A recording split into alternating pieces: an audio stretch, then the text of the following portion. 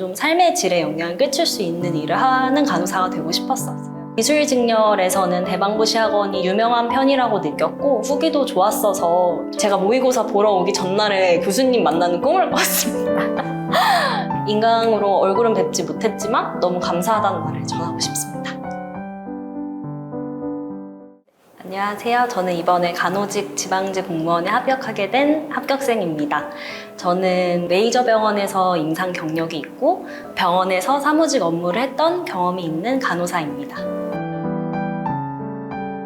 제가 임상에서 근무하면서 특히 혈액종양내과라고 좀 중증도가 높은 환자들을 보는 곳이었고, 그래서 제가 좀 환자들을 좀 생과 사의 그런 경계에 있는 일보다는 좀 삶의 질에 영향을 끼칠 수 있는 일을 하는 간호사가 되고 싶었었어요. 그래서 우선 사무직 근무를 조금 해봤고 그게 적성에 잘 맞는 것 같아서 공무원 준비를 하게 되었습니다. 처음에 공무원을 생각하고 그런 입시 정보나 아니면 관련 카페나 그런 인터넷 커뮤니티를 많이 찾아봤었는데 기술직렬에서는 대방고시학원이 유명한 편이라고 느꼈고 후기도 좋았어서 저도 사실 원래는 좀 더 여러 곳을 그런 오픈 강의라고 하나요? 조금 무료 강의처럼 보고 하려고 했는데 사실 딱 잠깐 들었는데 여기서 그냥 쭉 믿고 해도 되겠다라는 마음이 들어서 그냥 오래 고민하지 않고 대방고시학원을 선택하게 되었습니다.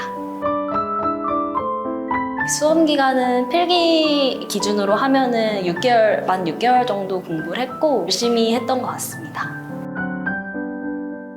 처음에는 사실 조금 더 일찍 일어나려고 했는데 제가 조금 늦게 공부하는 게 더 맞는 성향이라는 걸 좀 느껴서 10시, 11시쯤에 일어나서 아침 공부 시작하고 한두 시부터 점심 식사하고 점심이랑 저녁 식사를 한 2시간 정도 차리고 뭐 먹고 정리하는 것까지 해서 그렇게 2시간 잡아서 좀 식비를 아끼려고 했고요. 그 나머지 시간은 다 공부를 했고 한 저녁에 피곤하면 12시 아니면 2~3시까지 공부할 때도 있었어서 아침에 좀 늦게 일어나는 편이었던 것 같습니다. 교수님께서 말씀하시는 내용을 거의 따랐습니다. 어느 한 과목에 치중하게 되면 나중에 전체적으로 밸런스가 깨질 수 있다는 말씀들을 다 공통적으로 하셨고 저는 인문 강의부터 들었는데요. 시간이 부족했지만 그래도 처음 하는 공부니까 인문 강의는 듣는 게 맞다고 생각을 했고 인강으로 했으니까 배속을 빠르게 하는 식으로 해서 공부를 진행했습니다. 그래서 매일 제가 월별 계획, 주별 계획 그리고 데일리로 이렇게 해야 될 것들 쳐내면서 그렇게 표시하면서 좀 파일 활용해서 공부를 했었고 매일 5과목을 다 비중 있게 공부를 하려고 했습니다. 하면서 한 주별 계획 세울 때쯤에 아직 그 공부에 대한 감이 너무 없는 상태니까 뭐가 부족하고 어떤 거에 더 시간을 투자해야 되는지 계속 고민하면서 계획을 수정하는 식으로 했었습니다. 제가 6개월 만에 성공했기 때문에 자신 있게 드리고 싶은 게 인문 강의는 꼭 듣는 거를 추천드립니다. 사실 지금 공무원 시험이 조금 더 쉬워지고 있고 내년에 추세가 바뀐다고 알고 있어서 제가 조금은 다를 수 있지만 제가 공부를 하면서 느낀 거는 기본을 좀 탄탄해야지 좀 커버되는 게 있고 기출을 처음부터 하는 게 사실 간호사들은 그게 익숙하실지 모르는데 사실 실제로 면허시험 준비했던 것보다 이 공무원 시험이 훨씬 어렵기도 하고 더 디테일하고 지엽적인 부분이 많고 전공에 좀 자신 있다고 구경만 하다 보면은 나중에 전공 때문에 떨어진다는 케이스를 많이 봤었습니다. 그래서 저는 그냥 처음부터 인문에 좀 충실하자 해서 전공 강의는 인문 심화 강의, 들을 수 있는 강의는 다 들었고 기출은 나중에 그냥 열심히 해도 괜찮다고 생각해서 처음부터 기출하는 걸 추천하진 않습니다. 저는 한국사가 제일 어려웠습니다. 제가 이과였었고 특히 고등학교가 좀 1학년 때부터 이과를 나눴던 특수한 경우였어서 중학생 때 한국사를 공부한 이후로 한 10년 만에 처음 다시 보다 보니까 너무 새로웠고 너무 양이 많아서 막막한 생각이 들었는데 오태진 교수님이 정말 강의를 듣다 보면 재밌어가지고 그냥 들으라는 말씀을 초반에는 많이 하시거든요. 그래서 공부하는 그 순간에는 열심히 하되 기억이 안 나는 거에 너무 연연하지 않았고 몇 번씩 강의를 돌리다 보면 자연스럽게 습득되어서 그냥 저는 나중에 시간이 지나서 기억 못하는 것에는 미련을 안 두고 할 때 그냥 열심히 공부하고 또 노트 정리 따로 해가면서 강의마다 노트 필기를 따로따로 했습니다. 그래서 최종엔 그냥 한국사는 그 연도별로 그 A4 용지에 그냥 뭐 삼국시대면 삼국시대, 고려시대면 고려시대 이런 식으로 그냥 한 페이지에 정리할 수 있을 정도로 해서 시험장에 그것만 들고 갔었습니다. 즐겁게 공부했던 과목이 없는 것 같긴 한데 네, 그 중에 찾자면 사실 국어 공부가 할 때는 그 문법이 워낙 양이 방대하고 너무 지역적으로 외울 게 많아서 사실 처음 마인드는 그냥 문법 포기하는데 처음부터 포기하긴 좀 아까우니까 그냥 한 4개월 차쯤에 포기하자 이런 마음으로 그냥 강의만 듣자였는데 그러고 나서 전년도 기출을 풀어봤는데 생각보다 너무 문법이 쉽게 나와서 그렇게 지역적이지 않더라고요. 그래서 저는 좀 문법에 힘을 빼되 포기는 하지 말자는 마음으로 했고 마지막에 풀수록 생각보다 많이 안 외웠는데도 많이 맞출 수 있어서 그 나온 모든 거를 다 외울 생각을 조금 덜해도 할 수 있었던 과목이었던 것 같습니다. 그거는 사실 어떻게 보면 전 멘탈 관리를 잘 못했던 것 같긴 한데 그 모의고사를 시작하면서 이게 시간 맞춰서 푸는 것과 점수에 연연할 수밖에 없게 되는데 그냥 어느 순간 어떤 강사님이 말씀하셨는지 기억이 안 나는데 그냥 지금 틀리는 게 내가 모르는 걸 알아가는 거기 때문에 시험장에서 안 틀릴 거 하나 배워간다는 마음으로 하라는 말씀을 해주셨는데 그 마인드로 나중에는 점수를 그 숫자를 안 썼습니다. 그러니까 틀린 것만 체크를 하고 어차피 사실 딱 보면 알긴 하지만 그냥 숫자로 뭐 80 몇 점, 70 몇 점 써 있으면 마음이 안 좋지만 숫자가 안 써 있으면 좀 덜 보이니까 그냥 틀린 문제 오답하는 식으로만 하려고 했었습니다.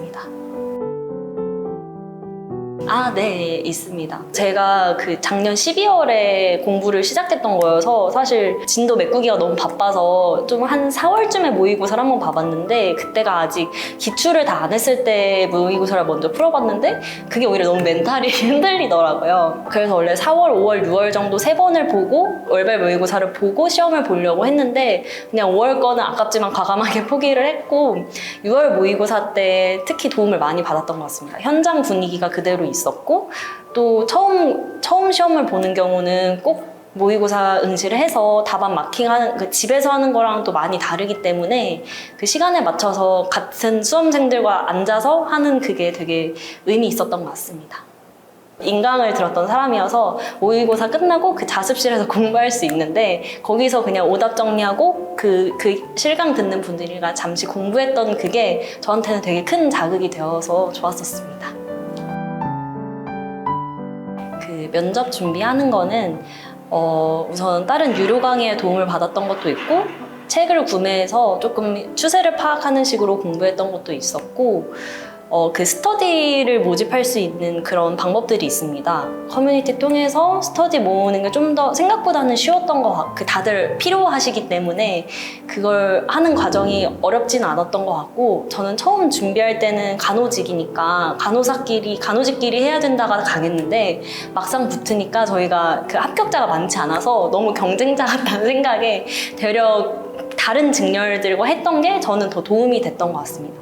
심지어 저는 제가 거주하는 지역과 합격하는 지역이 달랐는데 원래 그래서 합격한 지역과 하나, 거주한 지역과 하나 총 2개를 했는데 지역이 같지 않아도 그런 스터디 하는 데는 큰 어려움이 없었고 그 두 스터디원들 4명, 5명 모두 전원 합격했었습니다.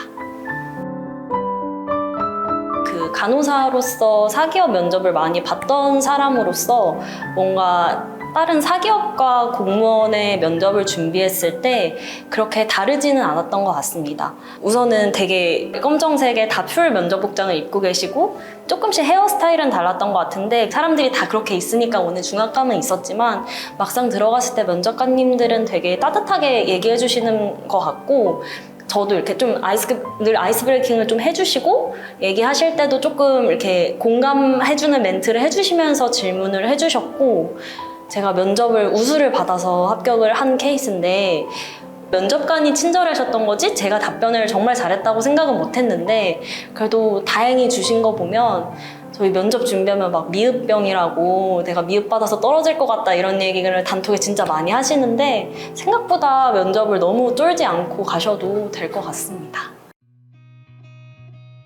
간호직은 그 간호사 업무 하다 보면 아마 그 임상에서 그만두고 뭐 다른 일 하려고 하면 너 사무직 힘들 거다. 너 생각보다 페이도 적어질 거고 힘들어질 건데 할 수 있겠냐. 그냥 첫 직장인데 그냥 열심히 젊을 때 돈 모으고 이런 얘기를 되게 많이 듣는데 사실 그 말은 되게 맞다고 생각하고 저도 좀 취준하면서 방황했던 시기가 있었어서 정말 피가 되는 조언이었다고 생각하고요.